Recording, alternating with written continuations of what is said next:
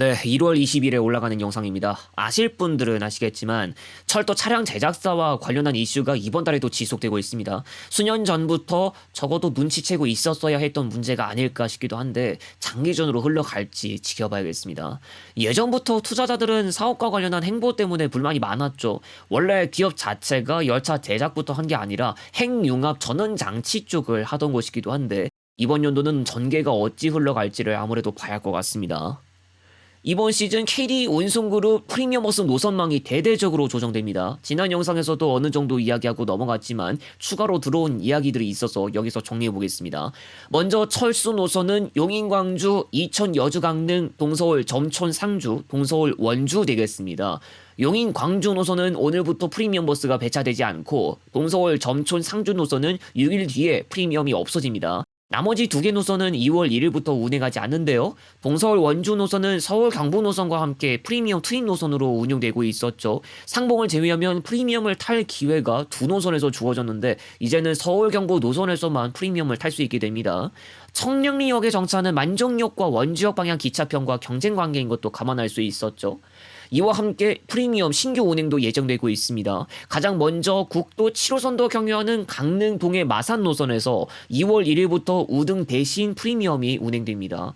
부천, 안산, 목포, 진도 노선도 하루 1회만 운행하던 우등 대신 프리미엄이 들어가고 인천공항, 김포공항, 평창 휴게소, 강릉 노선, 이전 영상에서도 이야기했던 바 있는 영주 경유나 점촌 예천 경유, 인천공항, 안동계통 역시 2월 1일부터 프리미엄이 예정되어 있습니다.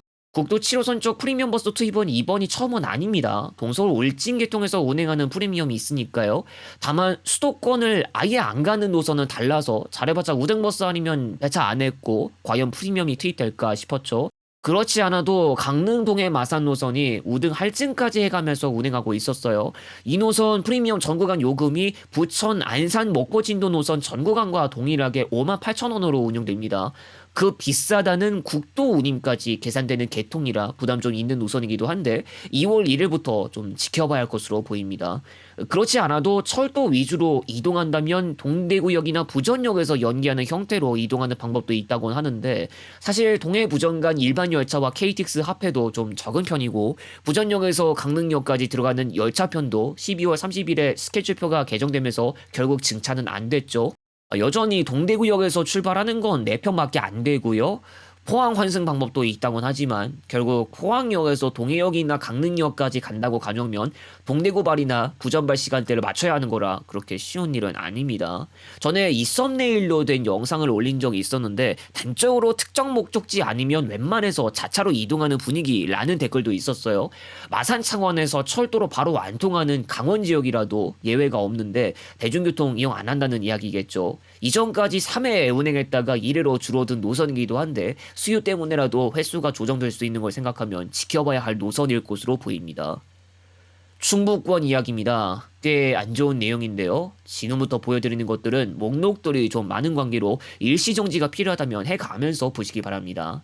여객자동차 운송사업 계획 변경 인가 신청 협의 내역에 따르면 충북권 시외버스 운수사들과 경일 여객 등에 대한 한시적 감회가 이루어집니다. 감회 기간은 비교적 잠깐도 아니고 12월 31일까지 잡혔고 세요는 승무사원 부족입니다. 운수사별로 한시적 감회가 받아들여진 노선들이 다른데요. 조금 전부터 자막으로 보여드리고 있는 사항들을 참고하시면 되겠습니다. 감회 시 시민들의 불편이 예상되어서 반대 의견이 나온 노선들도 있었습니다. 신선고속의 경우 인천 일주 구간과 안성 청주공항 구간에 대해서 감회 반대가 나왔고 서울고속도 안성 청주공항 구간에 대해서 똑같은 의견이 나왔습니다. 경일 여객의 경우 아예 운행 대수 데이터가 없는 노선도 있었는데 이에 대해서는 휴업 연장에 따라서 여전히 운행하지 못하는 상황이고 성남 죽산 구간에서 버스의 운행 재개를 바란다는 민원도 잇따르고 있습니다.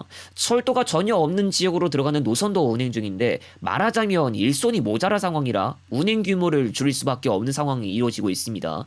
오해할까봐 이야기를 해야겠지만 아마도 버스 전반에 걸쳐 나타나고 있는 부족 현상이라고 봐야 할 것 같은데요. 충북권 운수사가 겪는 문제는 곧 다른 쪽에서도 겪고 있을 가능성이 있어 보입니다. 오프닝에서도 어느 정도 귀띔했던 내용이지만 지난주에 나왔던 보도들 가운데서 다원시스와 관련한 이슈를 짚고 넘어가는 내용이 있었습니다. 그동안 다원시스가 서울 지하철 2, 3, 4호선이나 서해선 광역전철 등의 열차 납품을 했고 또 다른 노선에 납품을 해야 하는 다른 노선도 있죠. 다원시스가 그동안 도시철도 등 여러 편성을 납품할 수 있던 배경에 최저가 입찰이 지목됩니다. 그냥 낮은 금액을 쓸수록 좀 더 입찰에서 유리해지는 시스템인데요. 다원시스는 2015년 이후로 철도 차량 시장에 본격 진출했지만 원래는 전류 전원 장치 등을 주력으로 하던 기업이었고 업계 안팎에서는 전동차를 만들어 본 경험이 없는 곳에서 역량이나 품질 관리 체계가 충분히 검증되지 않았다는 지적이 여러 번 제기됐습니다. 서울 지하철을 시작으로 다원시스가 최저가 입찰에 참여했는데 서울교통공사는 부품 납품 업체까지 입찰에 참여할 수 있도록 완화하기도 했죠. 서울 지하철 2호선 본선 열차 기준으로 2017년부터 도입되거나 운행에 들어갔습니다. 잇따라 신차 사업을 수주하면서 규모가 커지기 시작하고 심지어 기업의 신사옥도 마련하기도 했습니다. 그런데 이건 외형의 확장이었을 뿐 내부 상황은 나아지지 않았는데 지난해 3분기 누적 연결 기준 영업 손실 576억 원, 부채 총계 5,525억 원, 자본 총계 2,056억 원, 부채 비율 268.8%를 기록했습니다. 그 전년도 말 부채 비율은 188%였는데 그 사이 더 골마버린 거죠. 지금까지 제때 납품하지 못한 것들이 여러 개인데 이에 따른 지체상금 부과로 인해 계약 대금을 제때 받기 어렵게 되고 이로 인해 실적 악화로 이어지기도 했습니다. 한편 서울 지하철 7호선 청라 연장 구간에 대해선 개통 일정과 납품 일정이 어긋난다면 감축 운행이나 지연 개통이 불가피하다는 관측도 제기됐습니다. 이미 질적인 문제도 나온 상황인데다가 납품 지연이면 완성차 사업 제대로 안 하고 있었다는 거죠.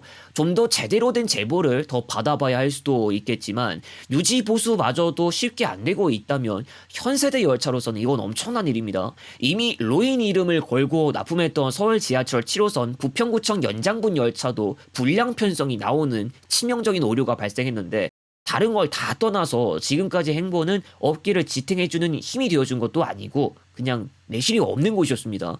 만약 이게 열차가 아니라 승용차였고 이름난 매거진이라던가 다른 유튜브 채널까지 전 세계 여러 곳 있을 정도로 아주 많은 사람들이 관심을 가지기도 하는 쪽에서 엉망으로 차를 만들거나 행보를 보이면 어떨지 아시겠죠? 비즈니스 관점으로 들어가도 이건 이해 안 갈 처사입니다. 과정과 결과 그리고 재무제표까지 결국 융합되어서 평가를 내리게 되는 걸 감안하면 규모를 떠나서 그 기업이 건실한 곳인지도 따질 수 있을 겁니다. 어제 늦은 밤 현대 유니버스 에피소드가 공개됐습니다. 많이 시청해주시면 감사드리겠습니다.